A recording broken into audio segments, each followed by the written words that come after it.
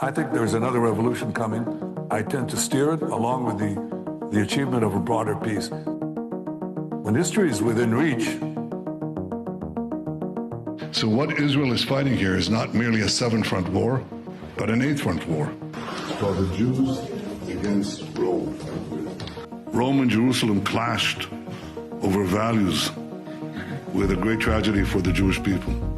Well, we lost that. We have to win the next one. But the new Rome, the United States, the Jews against Rome. We stopped playing defense and have moved to offense. The weapons change over time.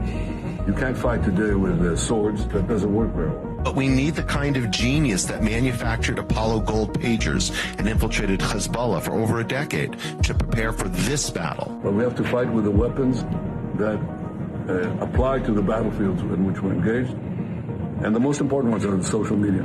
Because the next war will be decided based on how Israel and its allies perform online as much as offline. This is the eighth front, the disinformation campaign. It is actually this eighth front where our enemies believe they can actually defeat the Jewish state. This is the kind of ingenuity and inventiveness that have always been a hallmark of the state of Israel, that have always been a characteristic of the Jewish people. I know we can do it.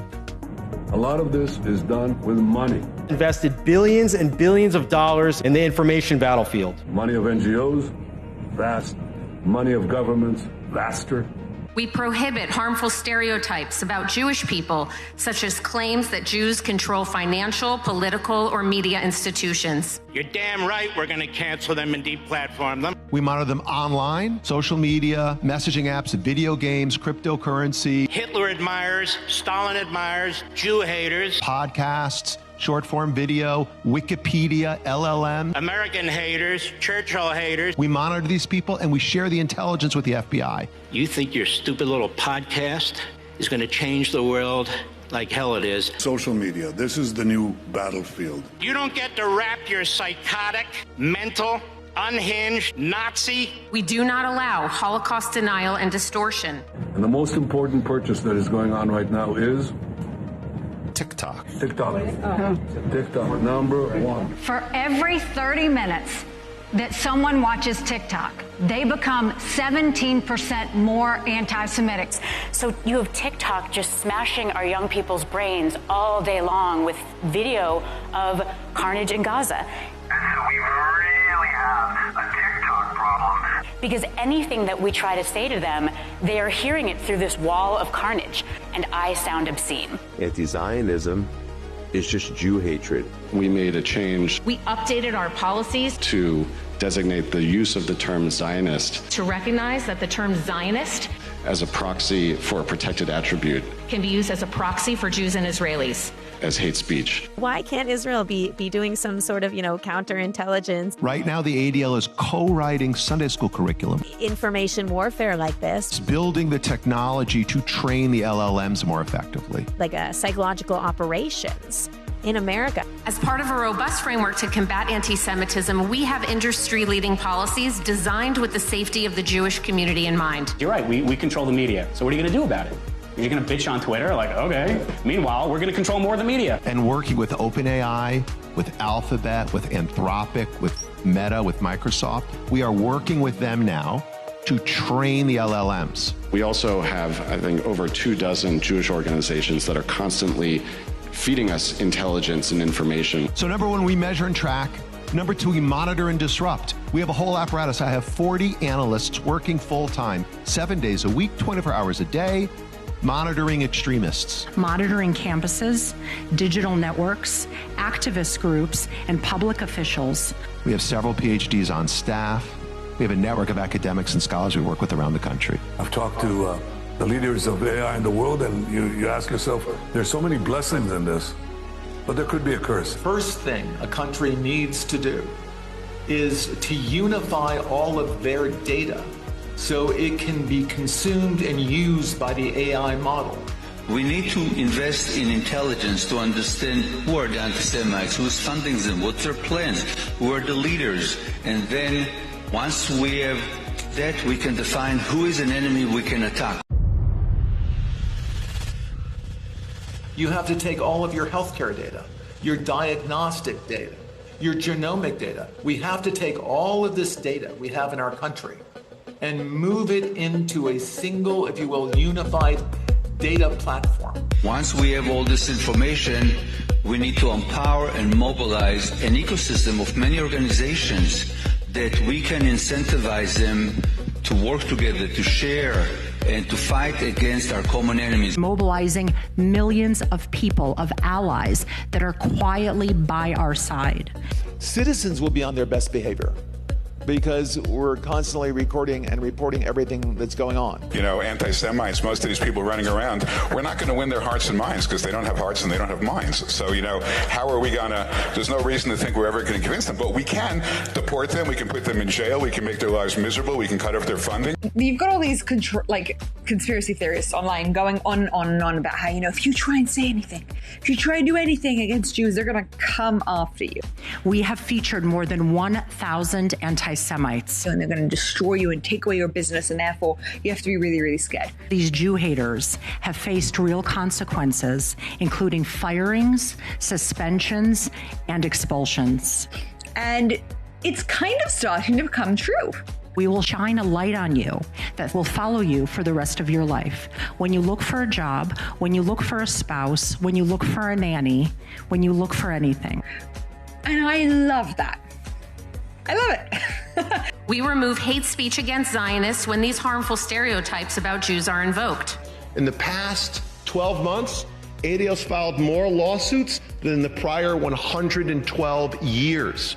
Over the weekend, I received concerning news that I was being sued for $5 million. Vicious, communist, racist, Jew-hating, Israel-bashing monster. Defendant frequently posts anti-Israel rhetoric accusing Israel of controlling the United States and its politicians. We at the ZOA will fight these dangerous and monstrous lies with all of our hearts and souls. No appeasement, no conciliation, only a war against this racist hatred of the Jewish people. When there is a war, it doesn't matter who your enemy is. You need to destroy their offspring to prevent them from creating more offspring. What you try to do is you want to corral your victim, but in fact, your countries are the victim. So you dehumanize a group of people in human society, and you prepare them for the kill, for the butchery. A government can do in 2 months more than any organization can do in its lifetime. The J7 is comprised of the 7 largest diaspora communities. We meet every other week via Zoom to share information, to share best practices. And we're running everything all the time, from focus groups to attitudinal surveys to randomized controlled trials to identify what interventions work most effectively. Finally, we have meetings that are some off the record, some on the record with world leaders, in which we share our community's concerns and call for action. The entire education system in this country, from K through 12 and colleges, must be reformed. But it's time to limit the First Amendment in order to protect it. The way we solve anti-Semitism is pretty goddamn simple. Take control over what they are saying. Send their ass to jail. It's not complicated. And quickly before it's too late. We're monitoring political Islamists and Christian nationalists, all of them. And then we train. We're the largest trainer of law enforcement in America, extremism hate. We train 20,000 officers every year. Try that again. Here because of the comments made online about the Jewish community. We deeply value our partnership with law enforcement. We've been working with them literally since the FBI was founded in the 1930s. Is that your account? That guy who consistently calls for the death of all Palestinians, that can probably incite somebody to do something radical. That's why we're here to talk about, I would think, to refrain from posting things like that. We are going to have a whole division within the office of the Special Envoy to combat anti-Semitism that is going to work on technology. We must take all of our technological expertise and all of our available resources to develop methods to launch and win a significant counter-information campaign. The products of our technical capacities and sometimes technical and intelligence genius, and we're happy to do it. The office is going to be revamped entirely to be one of the highest profile offices in the State Department. Because it's not working. Too many young people I've never heard of the Holocaust. The only solution right now is for the governments to decide that all the Jews are a protected minority. That means that the government will be obliged to provide the security. Upgrades to security. Jewish community shouldn't have to be paying for it. But we have to pay for our own armed guards? Are you serious? To fund institutions, culture, and that everybody in Europe will learn about the Jewish contribution and why they should cherish Jewish presence. All your synagogues, all your shuls, all paid for. Everything. Everything that you need is paid for. I, for one, as a Jewish leader, will no longer talk about anti-Semitism in isolation from Israel. What we want immediately, if you ask any Jew, what do you want? What do you want?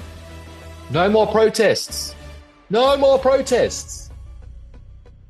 I'm not an anti-Semite. I just don't like the government of Bibi Netanyahu. No, you're a Jew hater. Would a group be banned if it accuses Israel of genocide or apartheid? If those criteria are satisfied, then that is the case. Any candidate running for a seat in this building, whether for Congress or Senate, we will target them as they target us.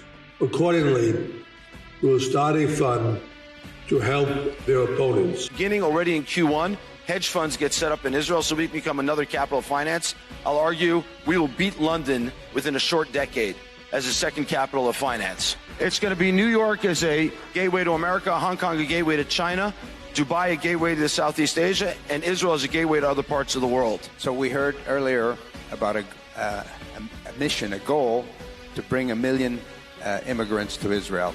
History has proven that when a country starts with allowing anti-Semitism, the results are not kind to that country. I want to make a warning to somebody else, and that's American Gentiles. The minute your country is taken over by anti-Semitism, the minute you start to be a country that's not blessing Israel but cursing Israel, you have begun the process of shrinking away from your empire. And you can decide, you can stay here in New York in a declining empire, or you can come to Israel, which is part of the rising middle of the world, which is moving south and east. That's what I encourage you to do. Our faith in the American project itself has been shaken. The only serious answer to this challenge is to believe again that being Jewish is the most important thing in the world. When we're kicked out of America and America, the whole thing is done, the whole American Jewish project is done, we're gonna be fine. For decades, American society allowed Jews to live normal lives. This was a pleasant holiday from our destiny. The holiday is over. The Western culture that stands against the Jews is going down. The West will survive only if it decides to love itself and if it decides to love us, the Jewish people. The Jewish people are not normal. We never really were. And now that Israel has turned the entire geopolitical situation on its head, our job in the diaspora is to leverage those wins and win here. Do to our enemies here what Israel did to its enemies there.